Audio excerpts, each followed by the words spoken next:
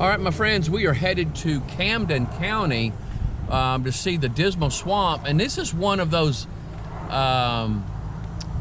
cemeteries that we've been telling y'all that we've been seeing throughout our trip. You'll just see them peppered along here and there. Well, here's a cemetery right in front of a high school,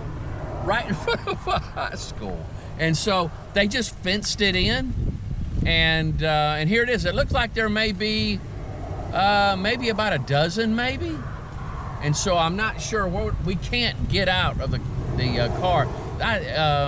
Yeah, we can't get out of the motorhome and check it out. There's just nowhere for us really to park at without blocking people in from coming out or coming out of this place. So, but check it out, guys.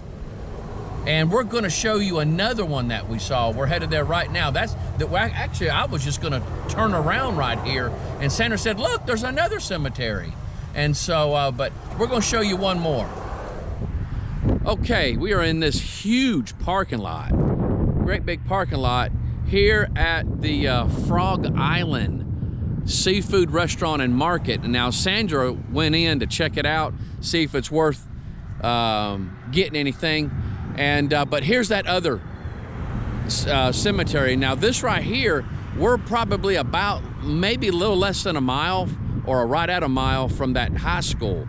They had a cemetery in front of on their property. But check it out, guys. We see this out here in these rural counties since we've been on this trip in Northampton, Hertford, and Gates, and Currituck. We've been seeing these out here in these rural properties, and it's wild to see them. You'll see sometimes a half a dozen or less. So we saw just one in the middle of a field where they were planting things, and they just put a fence right around the tombstone or the casket or the grave, and it's just wild. But right here, and right in this parking lot here, they just fenced around it and just left it. But it goes back, guys. I mean, it's really kind of wild. This person right here was born 1875, and they died 1947. And here's one 1863, and they died 1941. Now here's some real old ones here, 1900. They were born, and it don't show when they died. But it's just wild. We've seen tombstones like that before, like in Winston-Salem at Tanglewood. And what was really interesting is that they gave the days. I mean, they go down to the days they were alive, exactly how long they lived. Here's one, 1899, and it looks like it's a newborn. I'm wanting to say that's 1899, and they died the next day. Same year. And so it looks like it's just a newborn baby. And so, but going on, you've got these little markers here. Here's one here, and here it's just, I don't know if somebody vandalized it or what, but all it is just a bump in the grass. And so this one here, you can't even tell what it is. Can't even read it, but it's cool. I mean, to see something like this. I mean, here we are at a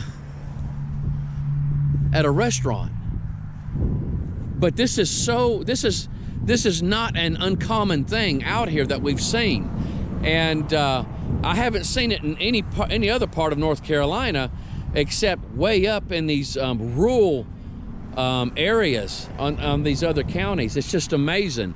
But they go way back. There's a newborn right here. It lived one day. And so 1857 died 1929. And 1852 they were born. They died 1927. And so here's one, evidently another marker that didn't make